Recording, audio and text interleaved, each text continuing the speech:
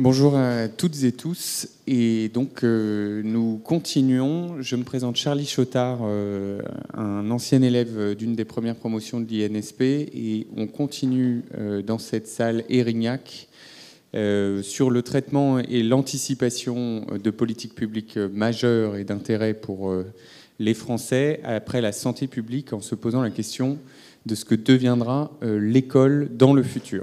Et pour traiter cette question, nous avons ici trois intervenants et un scénariste qui viendra nous donner à penser ce que peut être une salle de classe et un professeur dans une école en 2050. Mais avant cela, Édouard Geffray, vous êtes conseiller d'État. Vous avez récemment rédigé un rapport sur l'éducation par le cinéma et l'image, et surtout vous avez été directeur général de l'enseignement scolaire de 2019 à 2024. Pierre-Antoine Haddad, vous êtes jeune enseignant en réseau d'éducation prioritaire dans le Val-de-Marne. Emmanuel Etis, vous êtes sociologue de la culture, mais surtout actuellement délégué interministériel à l'éducation artistique et culturelle. Vous aurez l'occasion de nous expliquer cette mission passionnante. Et surtout, vous avez occupé des responsabilités dans l'administration déconcentrée territoriale de l'État très récemment en tant que recteur de l'Académie de Bretagne.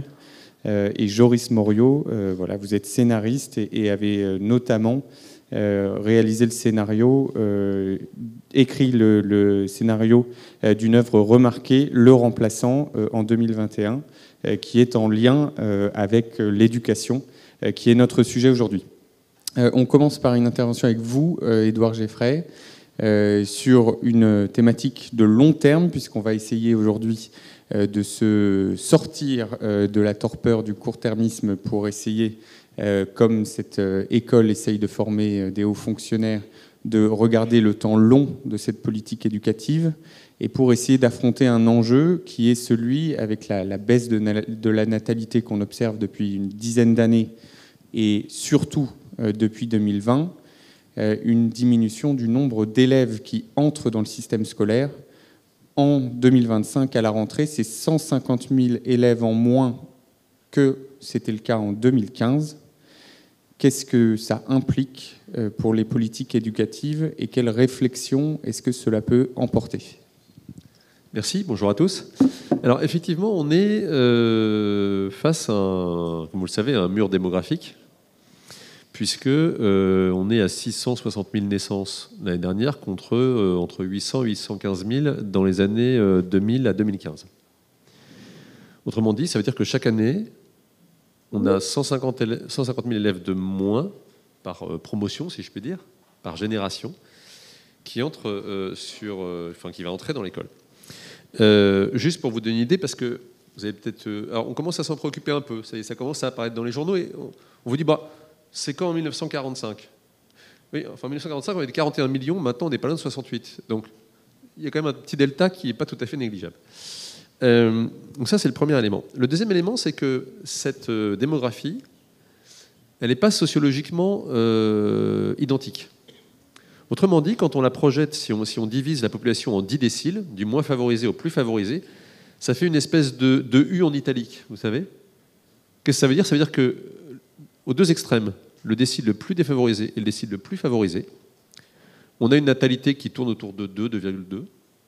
Et au milieu, on a une chute, et même une chute assez drastique, puisqu'on tombe à peine 1,5 au milieu des classes moyennes. Et puis troisième élément, évidemment, cette démographie, elle change, et elle se traduit par le fait qu'aujourd'hui, 30% des naissances, et donc c'est-à-dire 30% des élèves d'ici 3 ans, de ceux qui vont arriver en petite section, 30% de ces élèves ont au moins un de leurs 2 parents qui est né à l'étranger. Pas un problème en soi, mais je veux dire, c'est une réalité sociale, éventuellement linguistique, etc., qu'il faut évidemment prendre en compte. Et donc, si on se projette en 2050, on se projette sur une école qui aura probablement 2 millions d'élèves de moins qu'aujourd'hui, donc qui sera probablement passé de 12 millions à 10, ce qui est quand même assez considérable, et qui, par définition, va connaître va s'adapter à cette réalité. Alors pour moi, il y a 3 enjeux.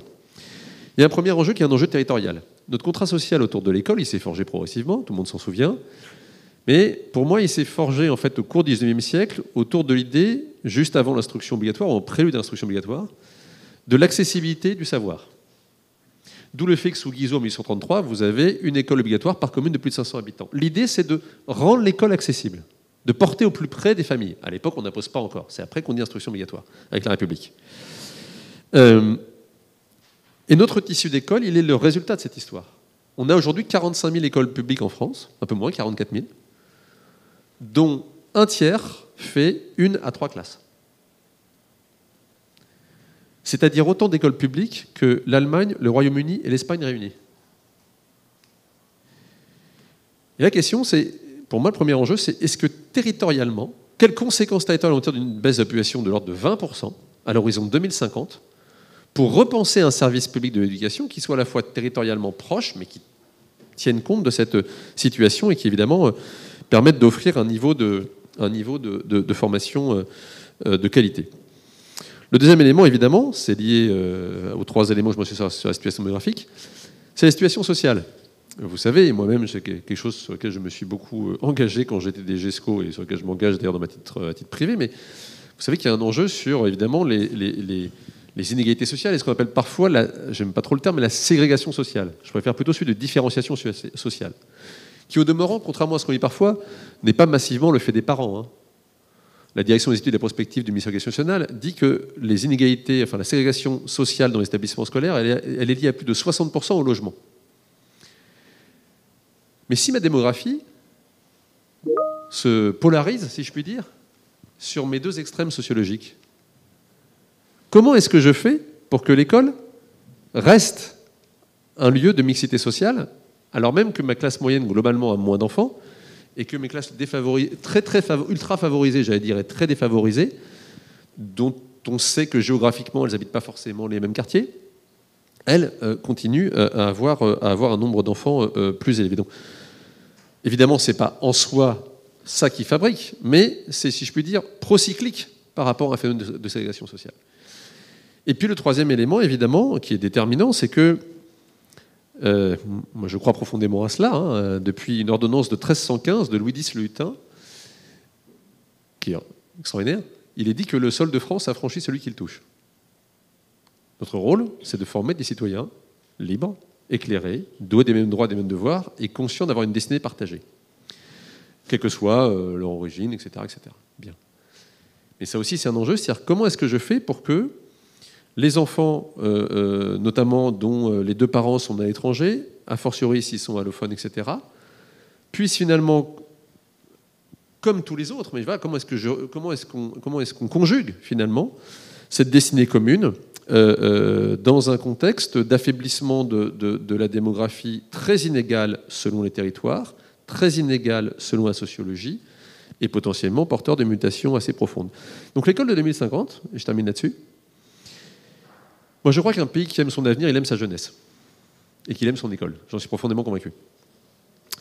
Si on croit dans notre avenir et si on aime notre école de jeunesse, il va falloir probablement que d'ici 2050, et on y sera obligé, on redéfinisse une forme de contrat social autour de l'école.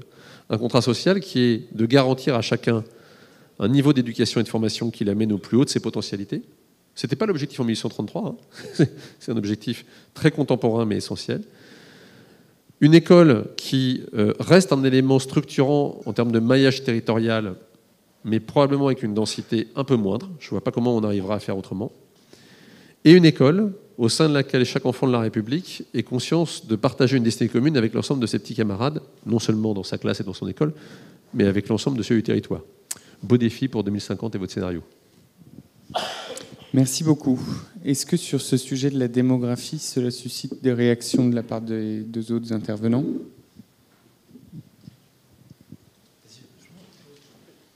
Bon, bonjour à tous.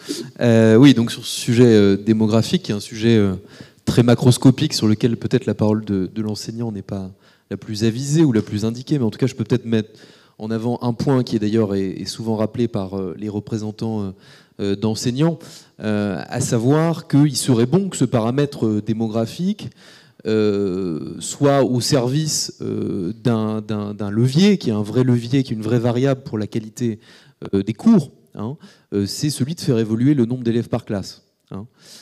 Puisque, encore une fois, voilà, c'est très important pour la qualité d'un cours, hein, je le vois tous les jours, et je pense que peut-être que ce levier, ce paramètre démographique pourrait permettre de faire évoluer le nombre d'élèves par classe de différentes façons, ou bien de façon générale en passant par exemple de 35 à 30 élèves ou 28, mais je peux imaginer combien ça doit être difficile et coûteux surtout à organiser en pratique, ou bien peut-être de façon plus partielle, en favorisant, en renforçant les heures, notamment en demi-groupe, qui malheureusement tendent à se faire de plus en plus rares dans la pratique aujourd'hui. Or, c'est par ces heures qu'on atteint certains volets pédagogiques difficilement atteignables en classe entière, à 35. Peut-être qu'on aura l'occasion d'y revenir. Ou bien peut-être, parce que je me permets de les mettre, parce que c'est un sujet sur lequel je ne suis pas sûr qu'on ait l'occasion de parler aujourd'hui, sur l'intelligence artificielle. Je pense que l'intelligence artificielle amène à repenser, évidemment, certains aspects pédagogiques, et notamment la question de l'évaluation. Et peut-être que ça pourrait, ce paramètre pourrait aussi jouer pour mettre en œuvre de nouveaux moyens pour l'évaluation, notamment plus de moyens pour l'évaluation à l'écrit, sur table, en classe. Évidemment, l'évaluation sur table est très chronophage en cours dans un volume horaire qui se réduit. Et donc, il faut des moyens, notamment en surveillance de classe, en horaire. Ça pourrait jouer ainsi. Et aussi, peut-être que ce serait bon de favoriser de plus en plus des modes d'évaluation par entretien individuel oraux, qui n'existent quasiment pas dans la pratique aujourd'hui, hormis peut-être pour les oraux blancs de français, donc une fois dans la scolarité. Peut-être qu'il serait bon de favoriser ce type de dispositif-là. Et aujourd'hui, dans la pratique, par exemple, moi, en tant qu'enseignant, pour un point de vue à la fois, pour des raisons à la fois horaires et logistiques, c'est absolument impossible à organiser. Voilà. Deux remarques sur ce que vient de dire Édouard Geffray, que je remercie. Dans sa présentation statistique des classes, je veux dire sup et puis des classes populaires, et du croisement avec la constante du logement, il est évident qu'on a des situations très parlantes dans notre pays. Je pense à la situation de certaines grandes métropoles où les plans sociaux font que dans les métropoles aujourd'hui, on a principalement des gens de classe sup et de classe pop, et que les classes moyennes s'éloignent de plus en plus des grandes métropoles. Et vous allez voir où je veux en venir. Et puis de l'autre côté, des communes rurales, la Bretagne où j'étais, c'était 64% de territoires ruraux, où la loi NOTRe fait que les maires n'ont plus que, je le dis toujours et ça fait sourire quand je le dis, mais ça n'a rien de drôle, deux vraies compétences, d'un côté l'école et de l'autre côté le cimetière. Entre les deux, c'est le sport qui est en général compétence agglo, etc. Mais les petits villages ont ça. Où je veux en venir par rapport à cela? D'abord, sur les métropoles, je note aujourd'hui 20% des élèves en France, je pars sous ton contrôle, Édouard, peuvent avoir plus de 1h30 de transport par jour. 20% des élèves, plus de 1h30 de transport par jour. Je vous laisse imaginer ce que c'est quand on est au collège, quand on doit se lever si tôt le matin. Il y a même des chroniques, quand j'étais en Bretagne, dans le Télégramme, où les journalistes s'amusent à repérer les plus longs trajets. Donc, on a trouvé un enfant qui a 3h12 de trajet par jour. Je ne suis pas sûr que cette heure de trajet corresponde forcément à des paramètres de réussite scolaire. Parce que très sincèrement, les bus scolaires ne sont pas faits, les cars scolaires, il ne faut pas dire bus, les cars scolaires ne sont pas faits pour ça. Et d'ailleurs, c'est très intéressant. Moi, j'ai pris beaucoup de cars scolaires et je vois effectivement 3 petits groupes d'élèves à chaque fois se mettre en place dans le car scolaire. Le groupe du fond, c'est celui qui discute en général, qui a beaucoup de sociabilité, ça va plutôt bien pour eux. Le groupe qui dort, qui sommeille le matin, et puis le groupe qui révise. Il y en a qui révisent dans le car. Je peux vous dire que ceux qui révisent dans le car, en général, sont aussi ceux qui, en général, ne peuvent pas réviser à la maison pour des tas de raisons sociales. Donc, je pense qu'il faut avoir cette attention-là qui se recoupe avec tout ce qu'il vient de dire et les grandes statistiques et les ramener au plus près. Et puis, évidemment, sur les métropoles, cette question du temps, cette question, évidemment, de comment on fait l'école aujourd'hui, pose toute une série de questions qui sont tout à fait contenues dans ces statistiques. Quand on dit aussi, au bout du compte, qu'en France, on a entre 20 et 25% des gamins qui n'ont pas les fondamentaux, vous voyez, ça tourne toujours autour de cette espèce de quart, 20, 25%. moi, je suis très attentif au fait de recouper parce qu'en réalité, quand on regarde les choses de très près, ce sont toujours les mêmes 20% dont on est en train de parler.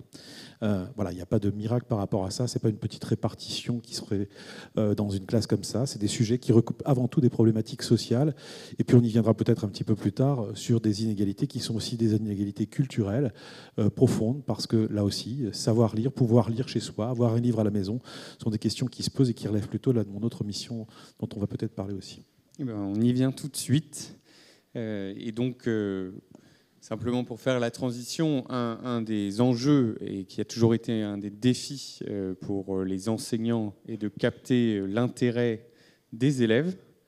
Et donc la question, en ce qui vous concerne, comment l'art et la culture peuvent contribuer à capter cette attention et cette motivation de la part des élèves.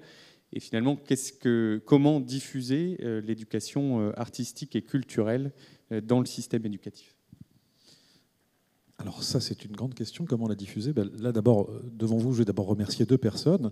Je vais d'abord remercier Édouard Geffray en tant qu'ancien DGESCO, parce que je n'ai jamais connu un directeur général de l'enseignement scolaire qui soit aussi porteur de ce sujet. Je le remercie parce que sans lui, moi, je n'aurais jamais pu rien faire dans mon académie. Et avoir un directeur de l'enseignement scolaire qui est convaincu de ce sujet me semble important. Ça veut dire effectivement qu'on est convaincu qu'au-delà de savoir compter, savoir écrire, savoir lire, avoir un accès à la culture, aux arts, avoir de la pratique, puisque l'éducation artistique et culturelle repose sur trois piliers, qui sont la pratique d'un art, quel qu'il soit, la rencontre avec des artistes, et puis les connaissances qui permettent d'élaborer la connaissance de l'art.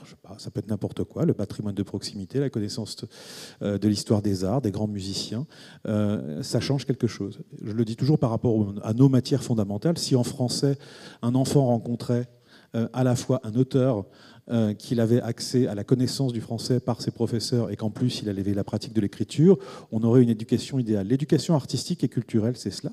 Puis je voudrais remercier votre directrice aussi qui est venue me voir un jour à Guingamp et qui s'est dit pourquoi pas mettre de l'éducation artistique et culturelle dans la formation. Donc merci pour cette tentative, je pense qu'il faut oser. Donc vous voyez, je tiens à ce que les plus petits, mais aussi les futurs hauts fonctionnaires puissent se dire que c'est super important de faire de la danse, de se servir de son corps, parce qu'on a un corps.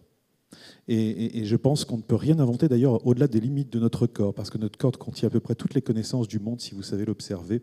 Bon, voilà, c'est une manière aussi d'envisager les choses. Je vous assure que je vous invite à tous regarder ce qui se fait dans les universités, dans les concours de maths thèse en 180 secondes. Regardez avec vos lunettes les gens qui sont en train de s'exprimer quand ils expriment leur thèse en 180 secondes. Attention, hein, c'est un exercice. Je le dis parce que moi, j'avais un professeur de droit, quand j'étais président de l'université à Avignon, qui m'a écrit une lettre en disant « n'importe quoi, l'éducation, on fait une thèse en 3 minutes maintenant ». Non, c'est une expression d'une thèse en 3 minutes. Et regardez les gens et vous allez voir qu'ils expriment à peu près toutes leurs connaissances à travers ce qu'ils sont eux-mêmes. C'est assez passionnant d'avoir ce regard sur ce sujet.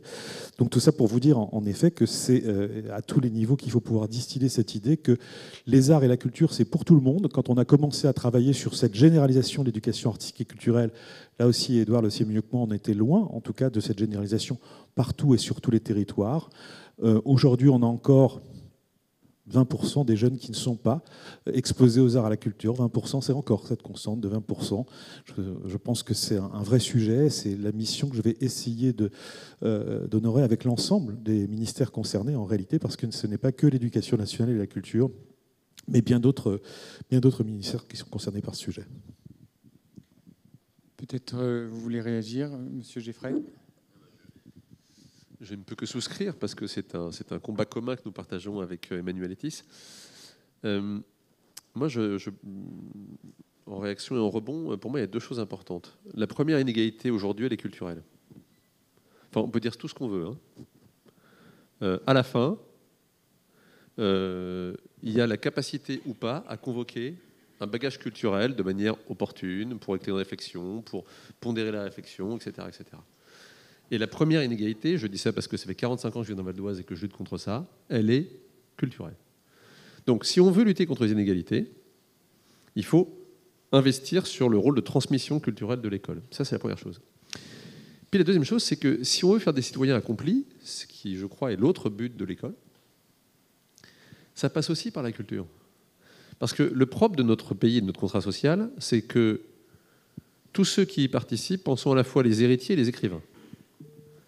Chacun de nous est l'héritier d'une histoire et il écrit la page suivante, quel que soit le moment où il est intervenu dans cette histoire. Ça qui est quand même extrêmement puissant. Il n'y a pas beaucoup de pays qui proposent ça. Et nous, c'est ce qu'on dit depuis des siècles. Mais ça suppose évidemment de pouvoir s'approprier cet héritage. Pouvoir le critiquer, pouvoir le dépasser et pouvoir ensuite le faire progresser, évoluer, etc. Et ça suppose par conséquent de connaître son patrimoine au sens propre, c'est-à-dire cette culture entre guillemets des pères qui est transmise génération après génération, une fois encore, quel que soit le moment auquel on intervient dans cette histoire-là. Et ce que dit, je vais insister sur ce que dit très bien Emmanuel, c'est que ça passe par la proximité. Tout à l'heure, j'ai donné des grandes statistiques, mais parce qu'à la fin, on va avoir des sujets purement territoriaux, mais ça aussi, c'est territorial. Savoir où j'habite, comprendre le territoire dans lequel j'habite, comprendre sa géographie, comprendre son histoire, sa construction, c'est déterminant en fait comme rapport au monde et comme niveau d'ouverture à l'altérité. Donc oui, c'est probablement un enjeu, pas que pour 2050. Monsieur Haddad, en tant qu'agent public de première ligne, qu'est-ce que vous évoque cette tendance vers l'éducation artistique et culturelle dans la mise en œuvre concrète face à des élèves ? Déjà, en plus, en tant qu'enseignant de lettres classiques, donc j'aurais du mal à dire le contraire. Je pense que tout ce qui relève de l'éducation artistique et plus largement culturelle est absolument formidable, c'est essentiel. Et d'ailleurs, à ce titre, il faut quand même remercier et dire combien il y a beaucoup de choses qui sont faites déjà dans la pratique. Déjà, la part collective du Pass Culture pour les établissements, c'est absolument formidable pour organiser des sorties de façon facile et sans rien demander aux élèves. Il y a beaucoup de ressources, notamment numériques, à l'échelle des établissements, pour user de façon adéquate de notre liberté pédagogique dans le bon sens. Il y a aussi beaucoup de formations à destination des enseignants. J'ai pu en profiter l'année dernière. Et puis, plus largement, il y a aussi tout ce que proposent les institutions culturelles, muséales en France, à destination des enseignants, des groupes scolaires. Et ça, c'est absolument formidable aussi. Pour donner un exemple concret, par exemple, là, grâce à l'Institut de France, je vais amener des élèves à moi cette année rencontrer un académicien. Voilà, ça fait partie des choses qu'on peut organiser. C'est absolument formidable. Juste en complément ou peut-être en contrepoint quand même à ce sujet, je voudrais juste rajouter quand même que ça peut être aussi un objet de préoccupation enseignante quand c'est cette éducation artistique et culturelle, mais globalement, tout prolongement qui nous est proposé se surajoute à des programmes qui sont parfois très chargés, en particulier quand on est dans des classes à examen, et que cela s'inscrit en plus dans des conditions pratiques, dans un volume horaire qui est restreint, voire qui se restreint, ou bien de façon prévue, organisée par l'administration, en tout cas visible de l'administration. Je parlais des heures de demi-groupe. À chaque fois qu'on a des heures de demi-groupe en moins, ça crée des potentialités en moins. Très concrètement, dans l'établissement où je suis, en classe de français, je n'ai qu'une heure de demi-groupe toutes les 2 semaines. Ça me prive en fait d'organiser un atelier théâtre, par exemple. Ce que je faisais dans un précédent établissement. On ne peut pas faire un atelier théâtre en se voyant qu'une heure toutes les 2 semaines. Vous voyez. Donc ça, c'est une initiative culturelle, artistique, que je ne peux plus entreprendre. Bon. Donc des heures en moins de façon prévue, mais aussi de façon peut-être un peu moins visible par l'administration, du fait que désormais, je ne sais pas si c'est désormais, mais en tout cas de plus en plus, dans les heures de cours, en plus du cours, il y a aussi beaucoup de choses à faire qui ne relèvent pas proprement du cours.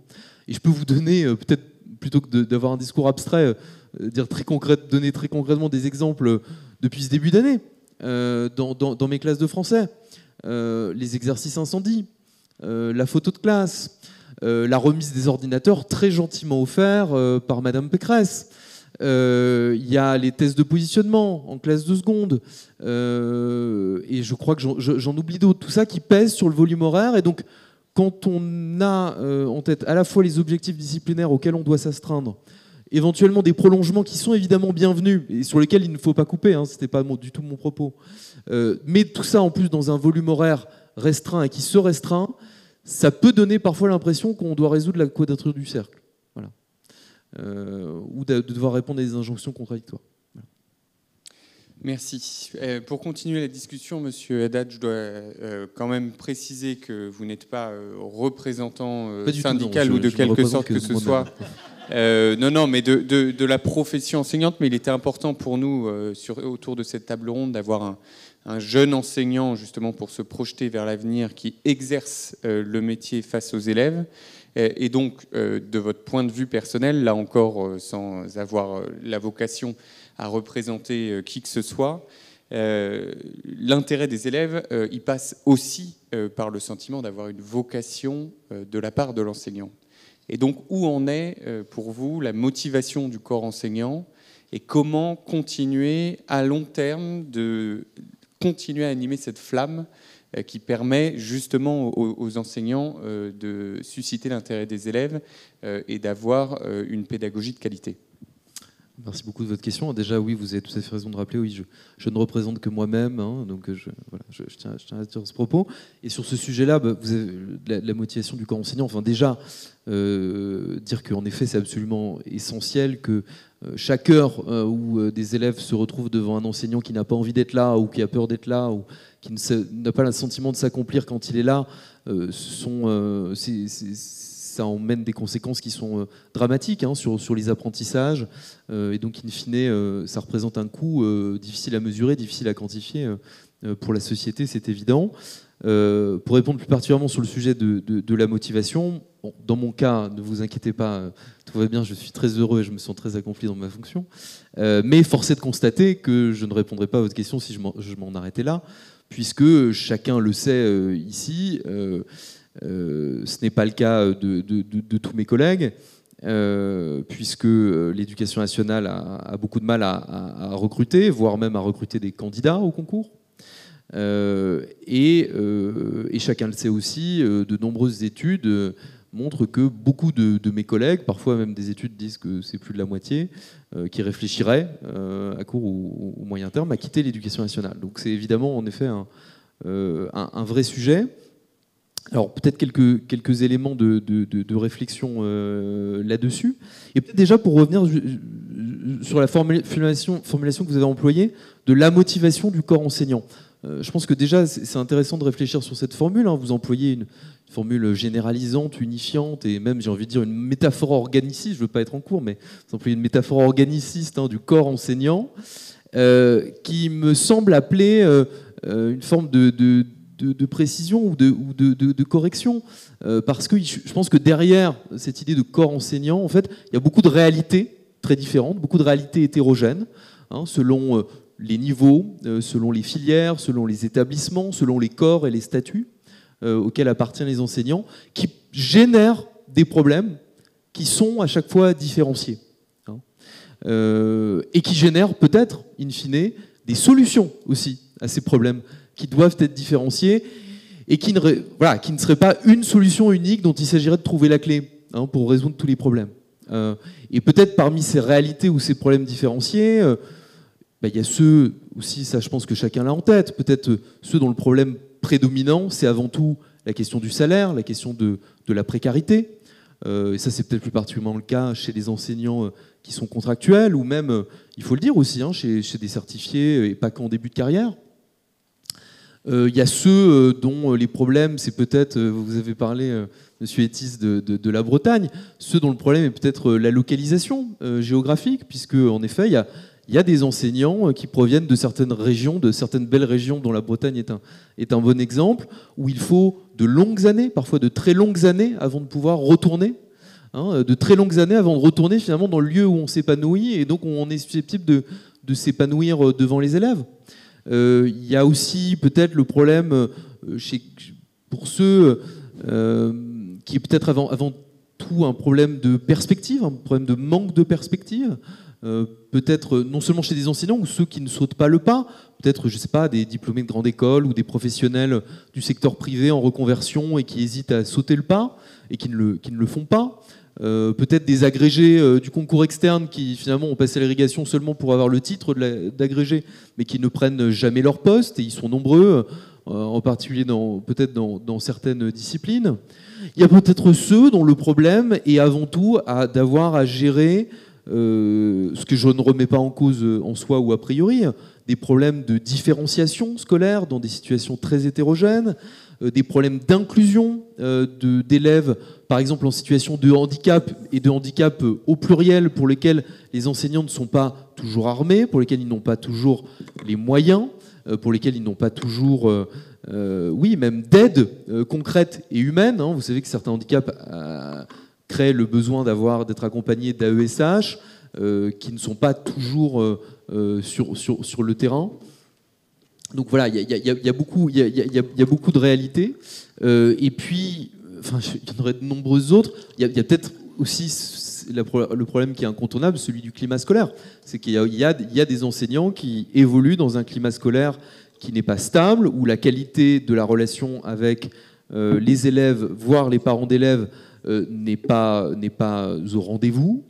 Voire même, je parle de climat scolaire, quand le problème n'est pas plus foncièrement le problème de la sécurité au travail.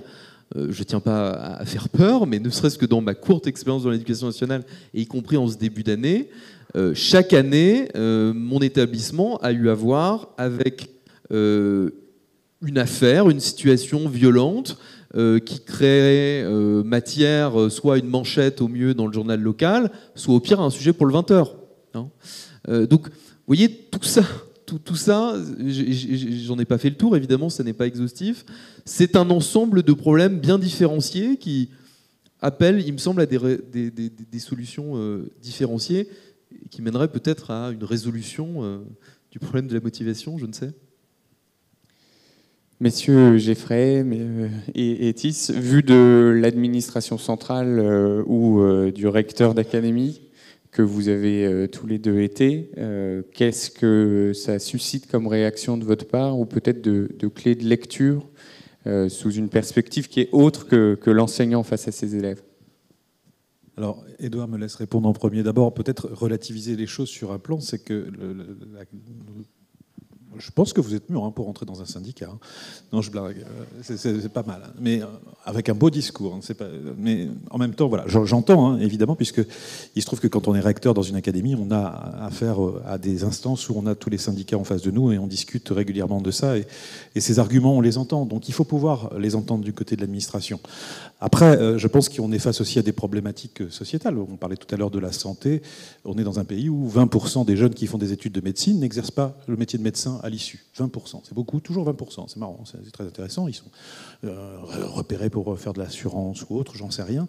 Mais c'est pareil, c'est exactement pareil aussi pour la mécanique automobile, puisque aujourd'hui, les assurances automobiles recrutent volontiers des mécaniciens et on n'a plus de mécaniciens. Donc on pose des sujets sur tous les sujets sociétaux. Donc ils sont interrogés aussi ensemble sur ce que sont réellement nos motivations. Moi, comme je le dis toujours à toute réunion de rentrée, et je te l'ai dit l'autre jour, je dis un grand chapeau aux enseignants qui arrivent, les jeunes enseignants qui arrivent en première année pour pouvoir exercer, parce que c'est un métier idéalisé. C'est-à-dire que ça fait partie des 3 seuls métiers dont on rêve quand on est tout petit. Quand on est tout petit, qu'on vous demande ce que tu veux faire plus tard, c'est maître ou maîtresse, vétérinaire ou pompier. Ben voilà, c'est des gens qui ont tenu leur rêve jusqu'à là, jusqu'à l'amphithéâtre, et puis qui vont découvrir des réalités qui sont quelquefois des réalités effectivement complexes. Vous évoquiez la réalité d'être loin de chez soi. Je pense que pour bien enseigner, il faut aussi, mais ça c'est mon point de vue, bien connaître son environnement culturel. Donc il est vrai que quelqu'un qui a fait un enseignement en Bretagne, qui se retrouve dans une autre situation où les codes culturels ne sont pas les mêmes, c'est plus difficile. Et je pense qu'il vaut mieux ne pas passer son temps à penser à regagner des points pour regagner un territoire, pour pouvoir bien enseigner là où on est, d'une façon à construire quelque chose de proximité et partager les codes culturels avec les gens qui sont ceux qu'il y a autour de nous. Ça, je pense que c'est un sujet important et ça vaut dans l'autre sens, c'est-à-dire y compris pour les gens qui se retrouvent dans le Finistère, où moi j'étais recteur à Nice, ou à Nice, on voit que les codes sont vraiment pas du tout les mêmes et que ces questions de culture ou d'environnement, c'est quelque chose qu'il faut en tout cas questionner et que notre administration ou notre institution doit pouvoir questionner en tant que tel. Après, sur la problématique de la motivation, je pense que c'est pour ça que je prenais quelque chose de plus générique comme focal, parce que ça interroge tout le monde. Je veux dire, tout n'est pas contractuel dans le contrat, disait Émile Durkheim, et il avait bien raison. Ça vaut pour ça vaut aussi pour nos contrats de mariage, si c'était le cas. la vie ne se déroulerait pas comme on l'imagine toujours. Donc l'aspect non contractuel est effectivement tout ce qu'il faut pouvoir améliorer, travailler. Mais je vous garantis que nos institutions y travaillent beaucoup et très fort et à toutes les échelles. C'est pour ça aussi qu'il y a des administrations décentralisées, mais c'est aussi pour ça qu'il y a des administrations centrales et qu'on essaie de travailler, j'allais dire, dans la bonne intelligence, des choses qui évoluent, avec aussi des professions qui évoluent, comme les professions, on parlait de médecine tout à l'heure, qui évoluent aussi. Il n'existe plus ce médecin de campagne qui va faire 80 heures par semaine. Ça n'existe plus. En tout cas, quand ça existe, il a 60 ans ou plus. Donc c'est ça aussi qu'il faut pouvoir appréhender pour travailler avec les générations qui sont les générations d'aujourd'hui, qui ont sans doute d'autres attentes. Oui, en quelques mots. Premier élément, je rebondis sur ce que disait Emmanuel sur le caractère idéalisé de la profession. C'est une profession qui est à la fois idéalisée et en même temps un tout petit peu sous-estimée. Moi, je vais vous prendre un exemple qui m'insupporte, y compris quand moi-même je me prête à l'expression. C'est qu'on parle de prof. Je ne connais pas une seule fonction, à part peut-être les médecins qui nous ont sauvé la vie, à laquelle je doive autant que mes professeurs. Je ne connais pas un seul métier qui a un diminutif. Je connais éventuellement des surnoms. On va dire, on ne dit pas policier, on dit flic. Je ne connais pas un seul métier qui a un diminutif. Je trouve ça saisissant et, à titre personnel, un tout petit peu agaçant. Je vais rester dans le cadre de mon devoir de réserve, parce que je ne voudrais pas être dans cette humble maison, employer des mots qui seraient trop forts pour exprimer ma pensée. Mais il y a quelque chose quand même d'assez profond quand on dit ça. Quand on dit un prof, on emploie un diminutif. Un prof, c'est un professeur. Un. Deux, c'est le maillage territorial le plus fin, comme les écoles, en termes de niveau d'études. Il faut juste imaginer qu'on a 60 000 implantations en France, avec 880 professeurs qui ont un niveau Master 2. Enfin, excusez-moi, mais c'est ça que ça veut dire. Et effectivement, il y a une dimension un peu, j'allais dire, de vocation, etc., parce que quand on arrive dans un territoire qu'on ne connaît pas, mais quand on arrive dans un territoire qu'on ne connaît pas, on est le professeur. Et dans certains territoires, le professeur, c'est celui qui a fait le plus d'études, c'est celui qui est le plus armé culturellement, etc. Et c'est celui qui, au lieu de garder ses armes à des fins de carrière personnelle, s'en sert pour outiller les autres. La vraie fierté du professeur, c'est de pouvoir dire, vous savez, je suis l'ancien professeur d'un tel. Vous savez, l'être instituteur de Camus, mais ça dit quelque chose. C'est ça la fierté du professeur. Et aujourd'hui, il y a deux paramètres pour moi, enfin il y a trois paramètres. Il y a un paramètre, pour employer une expression à la mode que je déteste aussi, mais c'est pas grave, de récit, mais que je qualifie de récit au sens noble. C'est-à-dire, quelle est aujourd'hui la place du professeur dans une société traversée par les tensions que connaît la nôtre? Réponse, pour moi, elle est absolument déterminante. Deux, il y a la question de son autorité. Autorité vis-à-vis des parents, autorité vis-à-vis de ses élèves, et autorité, j'allais dire, institutionnelle du savoir. On disait tout à l'heure un petit mot sur le numérique. Dans un univers où tout à chacun a l'impression d'avoir accès au savoir en tapant en 2 secondes, l'autorité qui est liée à l'antériorité du savoir du professeur, elle est forcément remise en question. Donc comment est-ce qu'on recrée une autorité du professeur qui tient justement à sa capacité d'analyse et pas seulement au check de quelques informations sur un téléphone par l'élève? Et puis le troisième paramètre, c'est le paramètre, j'allais dire, on va dire des conditions de travail au sens large, qu'évoquait mon voisin tout à l'heure. Il y a des réalités salariales, il y a des réalités sur le climat scolaire, qui sont, dans certains cas, sur le climat scolaire notamment, qui ne sont pas acceptables. Et si on veut, une fois encore, qu'en 2050, on ait une école qui soit le creuset d'une destinée partagée, il y a un moment où il faut que ceux qui fabriquent ce creuset soient, si je puis dire, traités, regardés socialement, accompagnés à due proportion de ce qu'ils apportent. Merci beaucoup. Il va nous rester un peu de temps pour une ou deux questions courtes de la salle. Et avant de nous diriger vers la fin de la table ronde, je souhaitais simplement vous préciser qu'un souci a été fait dans le choix des intervenants d'avoir des femmes, mais que nous avons eu 2 annulations dans la dernière semaine, et donc que ce n'est pas intentionnel, ou en tout cas que ce n'est pas un biais non pris en compte que la composition de très bonne qualité de la table ronde de ce jour. Est-ce que quelqu'un souhaite poser une question ?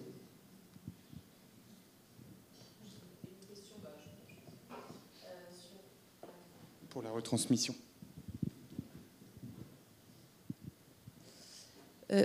Oui, simplement une question sur une solution qui avait été esquissée à un moment, je ne sais pas trop ce que devient le projet aujourd'hui, de proposer à des élèves de grandes écoles de devenir professeurs pendant 2 ans ou plus, mais simplement, enfin, sans forcément reprendre cette solution précisément, mais ce dispositif, est-ce qu'on pourrait devenir professeur pendant un temps, selon vous, parce qu'il y a quand même des... Enfin, ça a quand même des vertus. Je veux dire, quand on a managé une classe de 30 élèves dissipés, on peut manager, je ne sais, pas mal d'autres équipes ailleurs. Donc, est-ce que ça pourrait être un axe, voilà, une solution parmi toutes les problématiques dont on a parlé? Alors, peut-être s'il y a une deuxième question, comme ça on les prend ensemble.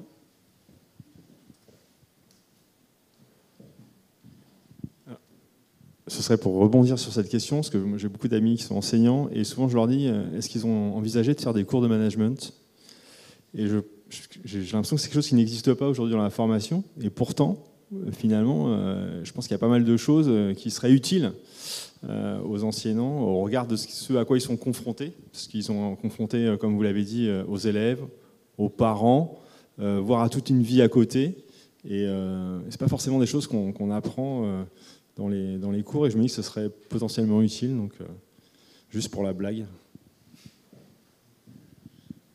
En 2 secondes, sur le sujet que vous évoquez, donc il y a eu une action qui a été portée en fait dans un cadre associatif en lien avec l'éducation nationale, tendant à ce que effectivement des élèves de grandes écoles puissent devenir professeurs pendant 2 ans, avec la possibilité pour ceux qui le souhaitaient évidemment, comme tous les autres, de passer le concours à la sortie. Et avec d'ailleurs un taux de passage du concours assez élevé. De mémoire, je crois que c'était quelque chose comme 1 sur 2 à l'époque. Bon. Après, on est sur des unités, donc c'est pas ça qui change le flux de 10 000 recrutements par an, mais c'est intéressant. Moi, ce que je trouve aussi intéressant, c'est le nombre de ce qu'on appelle dans notre jargon de 3e concours. C'est-à-dire de gens qui ont déjà eu un parcours professionnel et qui, à 40, 45, 50 ans, se disent « et si je devenais professeur ?» C'est le seul vivier de recrutement dont le nombre n'a pas cessé d'augmenter au cours des 15 dernières années. Ça dit quelque chose. C'est pas qu'il y a une perte de sens du métier. Il y a des gens de 45 ans, ils ont été banquiers, machin, etc., journalistes, et vous dire, moi, je voudrais devenir professeur des écoles ou professeur de maths. Mais bienvenue, quoi. Mais effectivement, les conditions de recrutement évoluent. Et ça renvoie à votre 3e dimension, qui est évoquée aussi par monsieur, c'est-à-dire la possibilité non seulement d'entrer à n'importe quel stade de la carrière, mais de pouvoir éventuellement aller voir ailleurs. Alors, c'est pas pour tout le monde, une fois encore, c'est 880 000 personnes, et puis il y a beaucoup de professeurs qui ont une vocation chevillée au corps toute leur vie.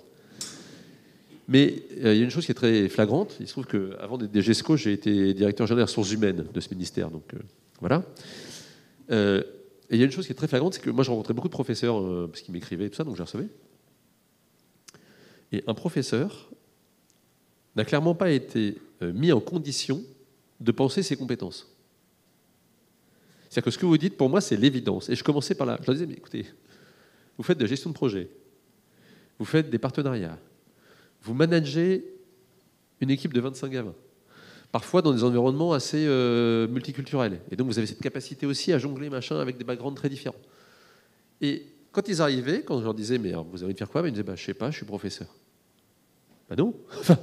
Donc, ça veut dire aussi qu'au stade de la formation de professeur, alors je ne sais pas s'il faut avoir des cours de management, mais en tout cas, leur apprendre enfin, en tout cas, leur donner conscience des compétences objectivement assez exceptionnelles qui sont les leurs. Et puis d'ailleurs, je mets n'importe qui au défi, notamment ceux qui disent que les professeurs ne travaillent pas assez, de passer juste une semaine dans une salle de classe, ça leur servira de leçon.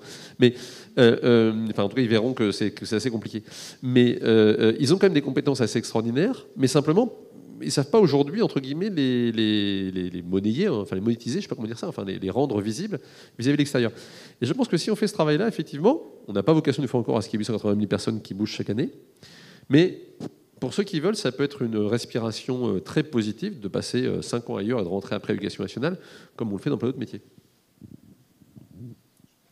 Je me souviens d'une petite anecdote d'un ancien ministre de l'Éducation nationale, par ailleurs agrégé de philosophie, qui, quand il s'adressait à des professeurs, rappelait tout souvent l'anecdote de ses débuts de carrière. Quand il était inspecteur, il a été nommé tout jeune inspecteur, et vient inspecter une classe d'une vieille institutrice, comme on dit. Et l'institutrice, voyant arriver ce jeune inspecteur, qui est devenu par ailleurs ministre, de dire attendez, je reviens, là j'ai une petite urgence, je vous laisse ma classe 10 minutes. Et se souvenir, quand il devient ministre, effectivement, de tout le respect qu'on doit à nos professeurs. Comme le dit Édouard, c'est pour ça que c'est juste pour illustrer ce que tu dis, Édouard, les compétences d'un professeur sont dans certaines circonstances absolument inouïes. On ne fait pas un bilan de compétences, mais je pense que certains managers auraient beaucoup à apprendre de nos professeurs. Simplement sur les deux questions, il me semble que le point commun et ce qu'il y a d'intéressant, c'est la notion de pont. Je pense que vos deux questions vont dans le sens qu'il serait bon que l'école, de plein de façons différentes, crée des ponts avec ce qui lui est extérieur. Donc en effet, des gens qui viennent du privé ou de l'administration, qui viennent pour un moment donné ou non à l'école, que les enseignants aient la possibilité aussi d'aller voir ailleurs, parce que, comme vous l'avez dit, ils ne sont pas si incompétents que ça, ils peuvent faire d'autres choses, ou en tout cas ils peuvent transporter leurs compétences vers d'autres choses. Et donc tout ce qui irait dans ce sens, toutes les mesures qui seront prises dans ce sens, je pense, rendront l'école en meilleure santé. Et d'ailleurs, à ce titre, je pense qu'il faut quand même noter, peut-être que d'ailleurs c'est pas assez dit, c'est peut-être pas assez su, mais quand même une des mesures prises par Pape Ndiaye lorsqu'il a été ministre de l'Éducation nationale, à savoir de prendre en compte l'ancienneté du privé pour des personnes justement qui auraient une carrière précédente, qui auraient 50 ans, qui auraient 20 ans de carrière quelque part, que leur ancienneté soit prise en compte de façon à ce qu'il n'y ait pas une chute de salaire trop brutale, chute de salaire peut-être assez nécessaire, mais pas trop brutale. Je pense que ça, c'est une mesure extraordinaire pour créer des ponts. Voilà. Eh bien, merci beaucoup. Nous allons clôturer cette conférence en faisant un peu de la prospective artistique, imaginaire, que Joris Moriot a eu la gentillesse de nous préparer et qu'il va nous interpréter, et qui est le fruit d'un atelier qui a réuni les intervenants avant cette conférence, où il a été question de tous les défis que rencontreront les politiques éducatives ces 25 prochaines années. Et c'est sur la base de ces échanges qui ont duré 3 heures sur une après-midi que ce scénario d'un prof dans un collège en 2050 a été rédigé. On a préparé un pupitre, je ne sais pas si... Finalement, c'est bon ? Ok. Je veux rester parmi vous. La place est à vous. Avant de lire mon texte, car moi non plus je ne le connais pas par cœur, je voulais dire 2 mots de remerciement déjà. Merci aux intervenants. Je trouvais que les échanges étaient d'un très bon niveau. Et effectivement, beaucoup de thématiques ont été traitées lors de ces fameux ateliers dont tu parlais. Et les problématiques, au fait, aujourd'hui, sont, je pense, bien identifiées. Après, il y a la question de qu'est-ce qu'on va en faire ? Est-ce qu'il y aura la décision politique de soutenir des dispositifs ? Tu parlais du pass culture. Aujourd'hui, on est en train de revenir en arrière. Le budget est complètement coupé, donc ça devient une mesure qui est complètement théorique et qui ne va pas trouver d'application pratique faute de moyens. Et donc, lors de cet atelier, à la fin, je savais que j'avais ce texte à faire. J'ai demandé à tout le monde, mais on écrit une dystopie ou une utopie ? Parce que ça peut aller partir dans les deux sens. Il y a eu un consensus sur l'utopie, donc on va être optimiste. Et beaucoup de choses, en fait, en 2050, sont identifiées déjà en 2025, mais peut-être ça va tourner bien. C'est ce qu'on va voir. Passons en 2050. Et bonjour. Je m'appelle Sacha Kouchnet, je suis prof de maths au collège Michel Berger, dans ce charmant coin de l'Essonne que vous connaissez. Je suis prof principal de vos enfants en classe de 6e. Et en ce jeudi 6 octobre 2050, je vois que vous êtes déplacés nombreux pour savoir ce qu'il se passe concrètement à l'intérieur de ce collège. Donc, j'ai bien eu tous vos messages que j'ai lus avec attention. Donc, je vais vous en parler concrètement justement de ce collège pendant 5 minutes. Ça ne va pas être très long, donc gardez vos téléphones éteints. Et merci de déconnecter vos implants aussi. Alors, vous avez entendu le ministre dernièrement, les maîtres mots aujourd'hui en 2050 sont respect et sérénité. Alors, au collège Michel Berger, comme partout ailleurs maintenant, chaque journée commence donc par 2 minutes obligatoires de méditation. C'est un vrai sas pour commencer la journée en douceur. On respire, on se connecte, on se regarde dans les yeux. Et en fait, ça crée un silence complet. Et c'est une bulle de respect dont on a besoin pour justement rétablir l'autorité du professeur. Peut-être ça a été dit en 2025. Mais c'est aussi quelque chose de concret dans les mots. L'autorité passe par les actes, c'est de l'action éducative. Peut-être vous connaissez ça par cœur. Et cette connexion, c'est un mot-clé qu'on rabâche un petit peu en 2050, mais c'est capital. Parce que je vous donne un exemple. La semaine passée, par exemple, avec les élèves de Madame Otto et moi, Madame Otto, leur professeur d'histoire, vous savez, nous sommes allés visiter le viaduc des Fauvettes. C'est un très bel ouvrage majestueux, 34 mètres de haut, je vous recommande. Et c'est à moins de 15 minutes du collège. C'est à côté, vraiment. Et pourtant, la plupart des élèves ne l'avaient pas vu. Je crois qu'on l'a évoqué, mais connecter les élèves à l'environnement, leur environnement, l'histoire, la nature autour d'eux, c'est l'une des missions de l'éducation nationale, du collège évidemment, mais ça ne s'arrête pas là. On amène aussi des pupitres et ça n'a rien à voir. Restez concentrés. Ce pupitre appartient au passé. Nous sommes en 2050 et pour filer la visite du viaduc en classe, par petits groupes, les élèves ont travaillé sur des défis mathématiques, pas des problèmes, des défis, les mots ont un sens, pour mieux comprendre le viaduc, le dessiner, le concevoir, le modifier même, pourquoi pas. C'est du travail classique entre pairs, entre élèves, c'est quelque chose d'important et de classique, mais ça ne s'arrête pas. Ce qui est nouveau aujourd'hui, c'est l'évaluation. Alors vous savez, en classe de 6e, il n'y a plus de notes depuis longtemps. On évalue par compétences, par système de couleurs. Okay, ça existe depuis plusieurs années, mais on a décidé d'aller plus loin depuis quelques temps. Quand moi, prof de maths, j'évalue, je ne tiens pas compte de la validité des réponses que vont me faire les élèves, mais seulement de l'esprit de groupe. Donc ce que je veux voir, c'est un raisonnement cohérent déroulé par le groupe, partagé par tous les élèves, compris par tous dans le groupe. Donc un bon esprit de groupe avec une vraie cohésion dans le groupe, mais si le résultat est faux, pour moi c'est OK, j'évalue en vert. C'est OK. Au contraire, dans un autre groupe, je vois 2 élèves qui travaillent et 3 qui n'ont rien compris, c'est rouge. Et faire ça, c'est pas se moquer de la validité du résultat. C'est pas se moquer de la vérité. La bonne réponse entre guillemets, de toute manière, elle va émerger des corrections entre les groupes et des corrections mutuelles. Et de toute façon, je suis là et j'y veille, j'accompagne ça.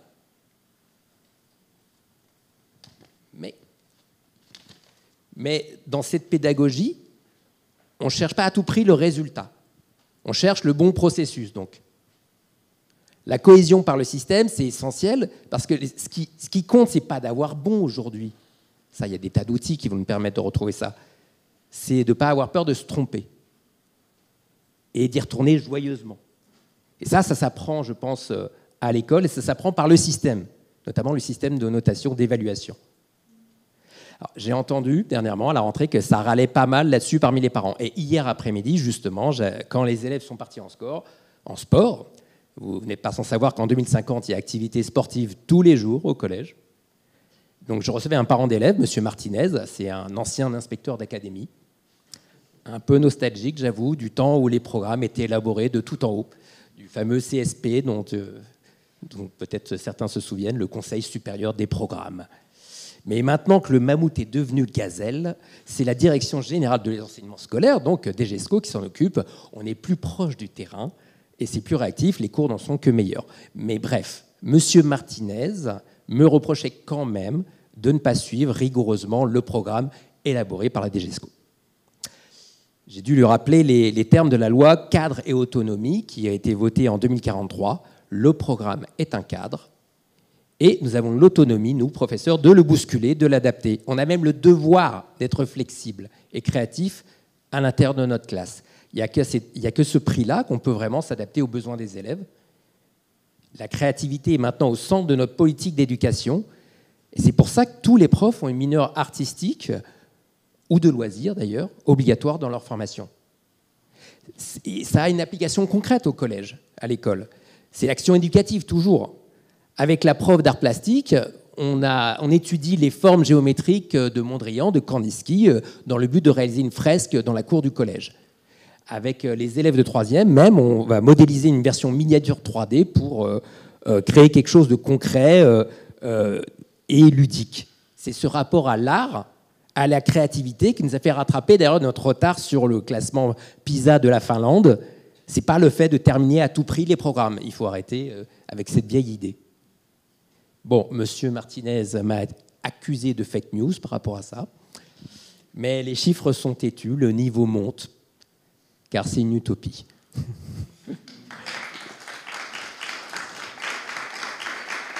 Je voudrais rajouter quelques mots quand même pour vous dire qu'on a besoin de confiance. Confiance peut-être dans l'établissement de certains budgets, mais de solidarité aussi entre nous ou avec la hiérarchie. Dorénavant, aujourd'hui en 2050, dans les affaires d'agression ou de harcèlement, le rectorat s'engage pleinement à nos côtés. Ça n'a pas toujours été le cas, mais il y a eu peut-être un déclic ces dernières années, c'est une bonne chose. On parlait de bien traiter les professeurs en leur allouant de la liberté, qu'on pouvait peut-être leur accorder le droit d'aller voir ailleurs, et de partir de l'éducation nationale, plusieurs années pour y revenir. Et ça, aujourd'hui, c'est possible. C'est une marque de liberté et de respect. Vous l'aurez compris, donc au collège, ici, on chasse la peur avec du respect, de la confiance et de la créativité. Je crois que c'est Madame Evenou, notre prof de musique, qui a bien résumé ça cette année avec son choix pour la chorale du collège. C'est un clin d'œil à Michel Berger, justement, et à Luc Plamondon et à France Gall. Besoin d'amour. Vous l'avez en tête maintenant. Au secours. Je suis désolé pour ça. Merci de m'avoir écouté.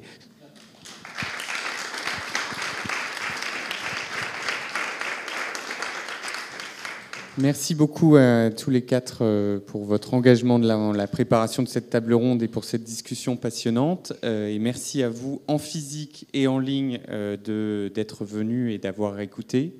Je vous invite, pour ceux qui sont physiquement ici désormais, à passer voir l'exposition qui est dans la bibliothèque de l'Institut et au rez-de-chaussée, et à ceux qui sont en ligne de venir sur le site parisien de l'école, découvrir l'histoire de ces 80 dernières années pour l'école devenue INSP il y a 4 ans, sur cette exposition qui est inaugurée aujourd'hui, mais ouverte à tous gratuitement pour les 3 prochains mois.